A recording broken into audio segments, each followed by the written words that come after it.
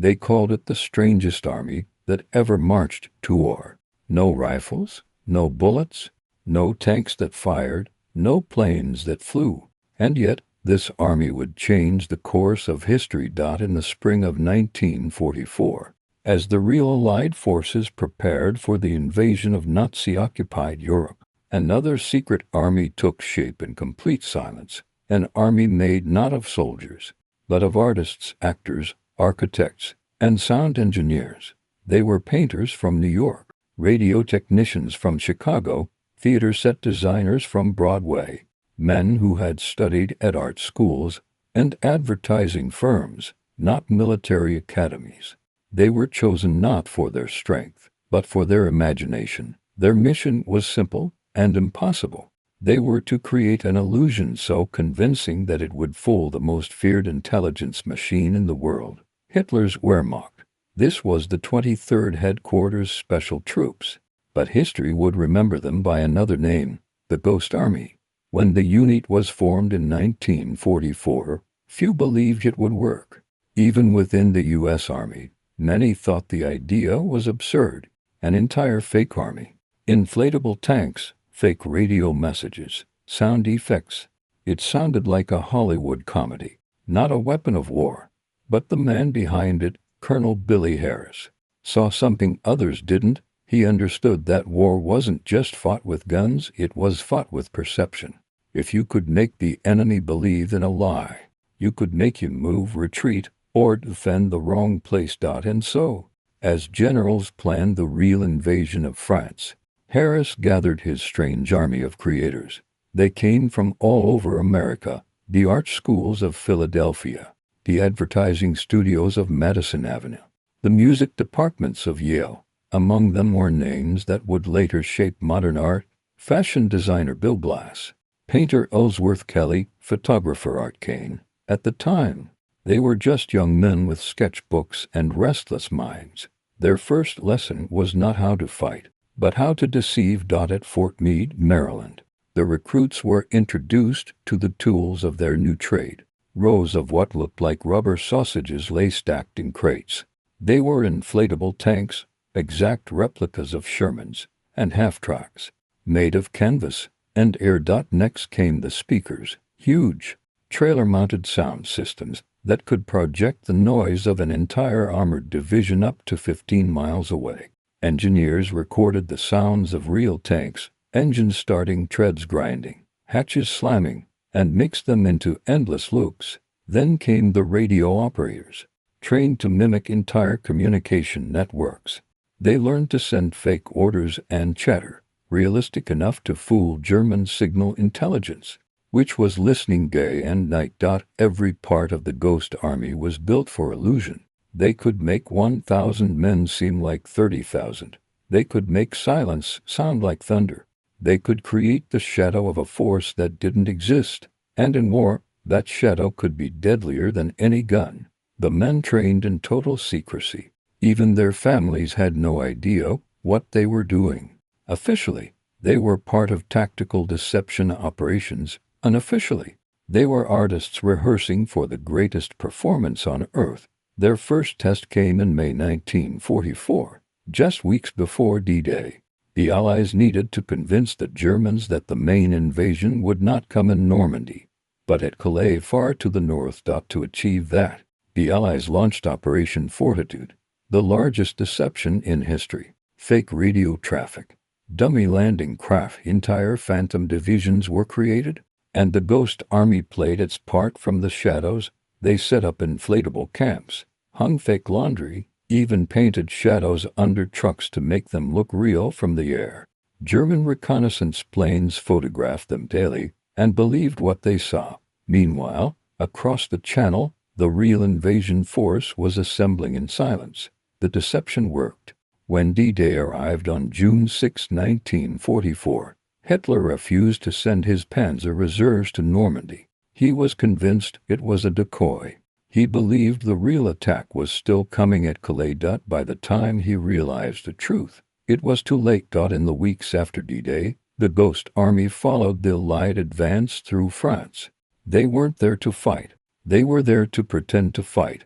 Wherever the real army went, the ghost army set up beside them, creating false camps, false convoys, false artillery. They used their inflatable tanks and sound trucks to draw German fire away from the real front lines. At night, they painted fake roads with oil and light reflectors, giving the illusion of constant movement. German pilots flying overhead saw columns of armor moving through the dark and reported enemy buildups that didn't exist. Every lie they told saved real lives. Every illusion they made confused an army built on order and precision. It was art turned into strategy, imagination turned into armor. By the summer of 1944, the Ghost Army had become the secret weapon no one knew existed. They could create an entire division overnight, complete with noise, light, and radio chatter. And when the Germans attacked, they found nothing but canvas and air. One officer described it perfectly. We were fighting a war of appearances. Ours was the army of smoke and mirrors. But deception has a price. The Ghost Army worked so close to the front that they often came under real fire. The enemy didn't know they were fake, and shells don't care what's real. During the campaign across France, several members of the unit were killed or wounded. Their graves bore no record of their secret, just the plain words, U.S. Army -1944. Even in death, their mission remained classified. What they were doing was unprecedented. Never before in history had a military built an entire force out of illusion. But the Ghost Army was just getting started, because in the months ahead, they would face their most dangerous challenge yet. Deception so bold it would determine whether thousands of Allied soldiers lived or died. It would take place in the fields of northern France, under constant fire, against a desperate enemy, and with no weapons but their imagination. The Germans still believed they were facing shadows. They didn't yet realize that the shadows could kill them. By late summer 1944, France was burning. The Allies had broken through Normandy and were racing east, chasing a retreating German army desperate to regroup. Every bridge, every crossroads, every open field became a potential trap. The Germans were wounded, but they were still dangerous, and they fought with the fury of soldiers who knew they were losing. In this chaos, the Ghost Army found its true purpose. The Allies no longer needed to trick Hitler about where they would land. Now they needed to trick him about where they were. Each deception the Ghost Army staged was a play rehearsed and performed with deadly precision.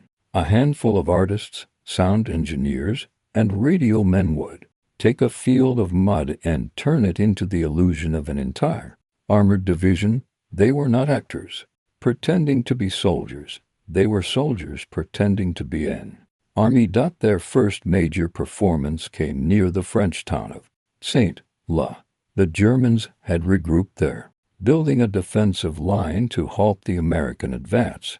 The U.S. 4th Armored Division needed to move south unnoticed, so the Ghost Army was ordered to replace them. Overnight, in total darkness, the artists arrived in trucks filled not with ammunition, but with air pumps and canvas. They spread out inflatable Shermans and half-tracks, anchoring them with ropes. The shapes came alive under the moonlight, soft curves of rubber turning into the hard silhouettes of war. Meanwhile, the sound crews rolled in their massive speakers, each one as big as a car. They played recorded sounds of engines, metal tracks, shouted orders, all mixed with radio static to make it sound real. From miles away, German scouts could hear the rumble of tanks. Through binoculars, they saw entire armored columns glinting in the night. They reported what they saw. An American division is massing near St-Lô, and so the German artillery opened fire on air. The real 4th Armored slipped through the southern roads and touched. The Ghost Army had done in one night what heavy armor could not. They had tricked the enemy into fighting ghosts. The success spread through Allied command like wildfire. Generals began to call them the traveling circus. They appeared, created chaos, and disappeared before dawn. Their next deception came during the crossing of the Rhine. It would become one of the most dangerous. and audacious illusions of the entire war. In September 1944, the Allies needed to cross the river at night to outflank German defenses. But if the enemy realized where the real crossing was, the mission would be slaughtered before it began. The Ghost Army was sent to a different sector, the town of Metz, to pretend to be the spearhead of the attack. They set up hundreds of dummy landing craft along the riverbank, complete with fake bridges and decoy headlights pointing toward the water. They blasted the recorded sound of engines revving and soldiers shouting commands. Radio operators sent frantic fake messages. "We're ready to move at dawn." German reconnaissance planes flew overhead and saw exactly what they expected: another massive Allied buildup. They repositioned artillery, pulled divisions south, right into the trap. The real crossing took place 70 miles away, under the cover of silence. By the time the Germans realized what had happened, the Allies were already across. The Ghost Army's illusions were growing more elaborate, more dangerous, and more effective. But with each deception, their work brought them closer to the front lines. They lived like nomads, setting up camp, inflating, performing, and vanishing. They were rarely in one place for more than 3 days. When German artillery found them, they scattered into forests, hiding among their own creations. Some joked that their tanks were the safest in Europe. "If you get hit," one soldier said, "you just patch the hole." But others knew the danger was real. If captured, their mission was so secret they had no cover story. They couldn't tell the enemy who they were or what they were doing. Officially, the Ghost Army didn't exist. In October 1944, their deception took a darker turn. The Allies were advancing toward the German border, but supply lines were stretched thin. The weather turned and the ground became mud. The Germans, desperate and cornered, launched counterattacks with Tiger tanks and artillery. The Ghost Army was ordered to simulate a division near the city of Metz again, this time to draw fire away from a vulnerable infantry unit trapped behind the line. They set up their decoy camp within range of German shells, just a few hundred yards from the real front. For hours, they inflated tanks, set up fake gun barrels made of painted logs, and broadcast the sounds of movement. At dusk, German spotters reported massive American reinforcements. Minutes later, the shells began to fall. The Ghost Army had succeeded too well. Men scrambled for cover as explosions ripped through their decoy camp. Rubber tanks burst apart like balloons, the smell of burning canvas filling the air. A truck full of sound equipment went up in flames. When the shelling stopped, 3 men were dead, and a dozen more were wounded. They had died defending an army that wasn't real. The survivors buried their friends quietly. There was no ceremony, no medals, no recognition. The mission was still secret. But that night, as they huddled around what was left of their equipment, one radio operator wrote in his diary, "We are ghosts. We make war without fighting it. We win battles we never see. And no one will ever know." The deception campaigns continued through the bitter winter of 1944. During the Battle of the Bulge, the Ghost Army was thrown into chaos like everyone else. The Germans broke through Allied lines and swept west with terrifying speed. For a moment, it seemed as though the war might turn again. But even in that disaster, the Ghost Army played their part. They disguised retreating units, created false defensive lines, and used fake radio traffic to suggest reinforcements that didn't exist. It worked. The Germans diverted tanks toward phantom divisions and wasted precious time chasing illusions while the real American forces regrouped. The artists were still winning battles, even as the world around them burned out. By early 1945, the tide of war had turned for good. The Allies pushed deep into Germany, but the closer they got to Berlin, the more desperate the enemy became. And with desperation came danger, not just from guns, but from discovery. German spies had begun to hear rumors about a strange American unit that could make entire armies appear from nowhere. They called it Die Geistertruppen, the ghost troops. It was both a joke and a warning. The Germans didn't know who these men were, but they knew their effect was real. Wherever the ghost troops appeared, defeat followed. The final act of their strange war was approaching, a deception so bold it would be carried out just miles from the collapsing Reich, in the heart of a dying Germany that still refused to believe what it was seeing. In the coming weeks, they would create their most dangerous illusion yet, one that would draw enemy fire, save tens of thousands of soldiers, and end with the Ghost Army's disappearance into legend. It would be their last great performance. By March 1945, the Rhine River stood as the last great barrier between the Allied armies and the heart of Germany. For 6 bloody years, Hitler's Reich had stretched across a continent, and now it was cornered behind one final line of defense. Crossing the Rhine would mean the beginning of the end, but everyone knew it wouldn't be easy. The river was wide, the bridges were heavily fortified, and German artillery covered every approach. If the enemy guessed where the Allies planned to cross, tens of thousands could die before they reached the other side. And so once again, the Army of Illusion was called to the front. The Ghost Army rolled into position near the German town of Wesel, 20 miles from where the real attack would take place. Their orders were clear: make the enemy believe the main Allied crossing will happen here. The deception had to be flawless. German reconnaissance aircraft were still flying, their cameras scanning every field, every road. And on the other side of the river, German spotters watched through binoculars, ready to report any sign of Allied buildup. The Ghost Army had less than 48 hours to convince them that a massive invasion was forming right in front of their eyes. As dusk fell, the fields near Wesel came alive. From a distance, it looked like a miracle of logistics, an entire armored division appearing overnight. Inflatable Shermans, half-tracks, and artillery lined the fields in neat formation. Fake headquarters tents went up, complete with washing lines, empty ration boxes, and painted signs that read "Keep 'em rolling." Every detail mattered. From the air, German observers saw what looked like a bustling camp of 30,000 men.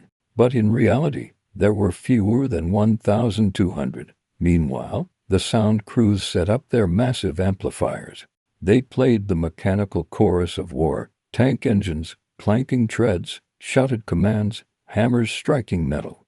To a German listening post across the river, it sounded as if an entire army was preparing to move. Then came the radio operators.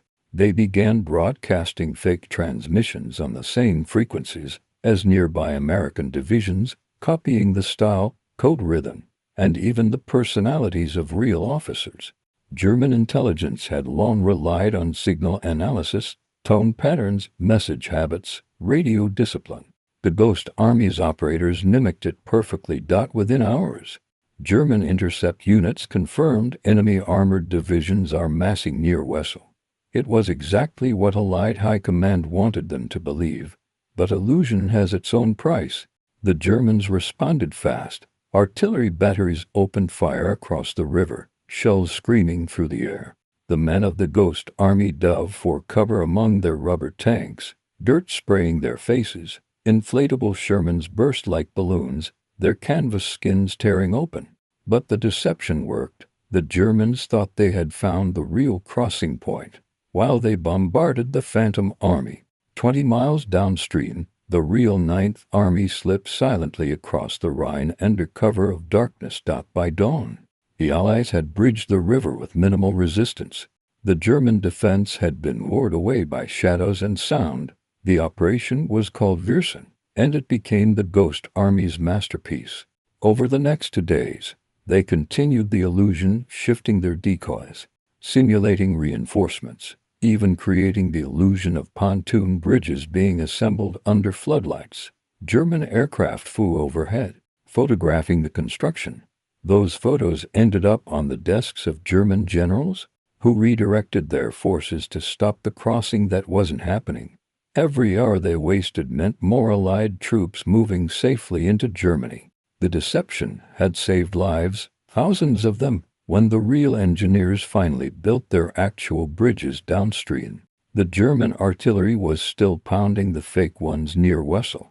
By the time they realized they'd been fooled, the Allies were already advancing toward the Ruhr Valley. It was the last major deception the Ghost Army would ever stage, and perhaps their greatest triumph. Even the generals who had once doubted them now understood what they had accomplished. They had turned warfare into theater, and theater into a weapon. After the success at Wesel, the Ghost Army kept moving east, supporting the Allied drive through collapsing Germany. Their convoys rolled past destroyed villages and endless columns of German prisoners. The war was nearly over, but their mission continued to make sure it ended faster. In April 1945, they staged smaller diversions along the Elbe River, pretending to be entire divisions preparing for another crossing. Each illusion drew fire and confusion, allowing real troops to advance without resistance. One officer later said, "We fought the enemy with imagination, and imagination won." But even as they worked, a strange emptiness settled over them. The men knew that their secret couldn't be told. They would go home as anonymous soldiers, their victories invisible, their stories locked away. They had saved lives, maybe tens of thousands, but no medals would mention it. The credit would go to the divisions they had pretended to be. For a few, it didn't matter. For others, it hurt. One artist wrote in his journal, "We created an army of ghosts, and now we will become them." In May 1945, Germany finally surrendered. The war that had consumed the world was over. The guns fell silent, the smoke cleared, and the Ghost Army vanished. Their equipment was packed away, their records sealed. Their very existence became classified for decades. Officially, they were never there. But for those who lived it, the memories never faded.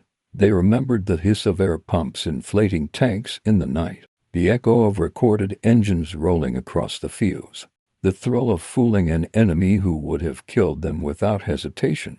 And they remembered the faces of their friends, the ones who never came back. Years later, one veteran described that final night on the Rhine, the fake bridges still glowing with lamps, the sound of phantom tanks still echoing through the mist. He said, "It was like the curtain falling on the last act.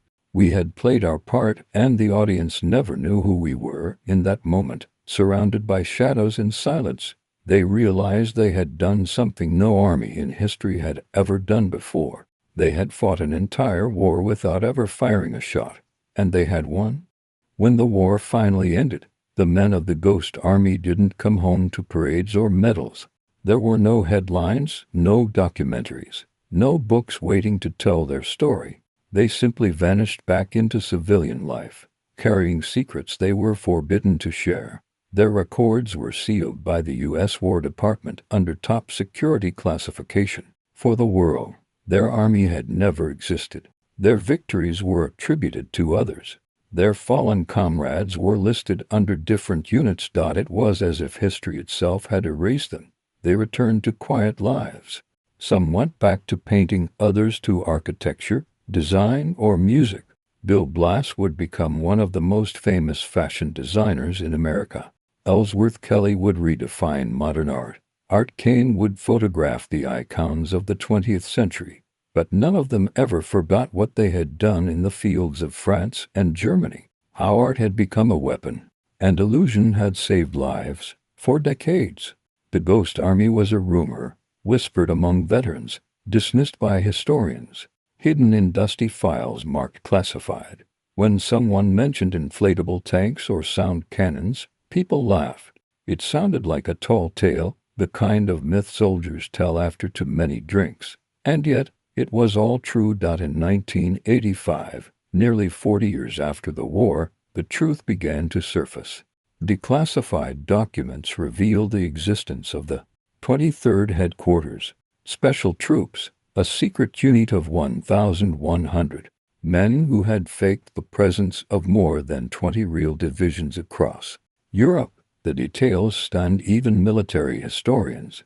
Over 20 major deception operations, hundreds of inflatable vehicles, miles of fake radio traffic, an estimated 30,000 Allied lives saved. The Pentagon confirmed that the Ghost Army had been one of the most effective tactical deception forces ever assembled. News outlets ran the story briefly, calling them the artists who fooled Hitler. But even then, their faces remained mostly unknown.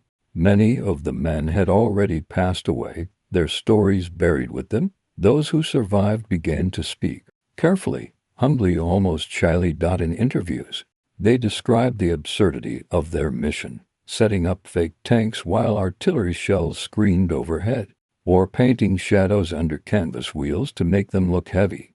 One veteran laughed as he remembered a German prisoner saying, "We thought you Americans had so many tanks you used them for training." Another, more solemnly, said, "We weren't heroes. The heroes were the ones we fooled the enemy away from." But behind the humor was something deeper, a quiet pride. They had fought not with bullets, but with creativity. They had proven that imagination could be as deadly as firepower. Colonel Billy Harris, who had commanded the Ghost Army, once said in a post-war letter, "In war, truth is a weapon, but sometimes so is the lie." And perhaps no lie in that war had saved more lives. By the late 1990s, a few of the surviving veterans began campaigning for recognition. They weren't asking for fame, only acknowledgement that their strange little army had existed. For decades, they had lived under silence, their families unaware of what they had done. Now, old and gray, they wanted the record set straight. They wrote letters to Congress, gave interviews, and donated photographs and sketches from their wartime journals. Slowly, the story began to spread again: documentaries, exhibitions, and finally, official military recognition. In 2022, the United States Congress awarded the Ghost Army the Congressional Gold Medal, the nation's highest civilian honor. Most of the original members were gone by then. A few frail survivors stood in the Capitol that day, surrounded by families who had never truly known their fathers or grandfathers' secret. As the medal was unveiled, one of them whispered, "We weren't ghosts after all." The irony of their legacy is striking. They were trained to disappear, and yet, in disappearing, they became immortal.